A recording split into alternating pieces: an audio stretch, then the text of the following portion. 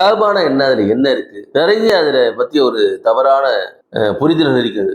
அங்கதான் முகமது நபி அடக்கம் பண்ணியிருக்காங்க, அங்க போய் வளர்க்குறாங்க, அங்கதான் அல்லாஹ் இருக்கிறாரு. இதெல்லாம் போட்டா தவறான கற்பிதங்கள் எல்லாம் இருக்கு.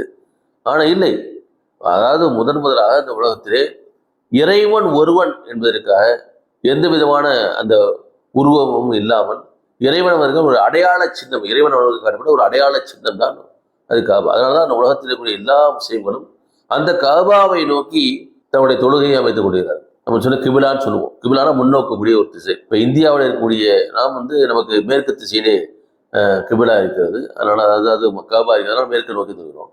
அதனாலதான் பாரதி கூட பாடினாங்க, திக்கை வணங்கும் திருக்க சொன்னாங்க. திக்கை வணங்கவில்லை, அந்த திசையில இருக்கக்கூடிய காபாவை முன்னோக்கியவர்களாக இறைவனைத்தான் வணங்குகிறோம். அதே போல நீங்க பாத்தீங்கன்னாக்க ரஷ்யாவில் இருக்கவங்க தெற்கு நோக்கி முகத்தை திருப்புவாங்க.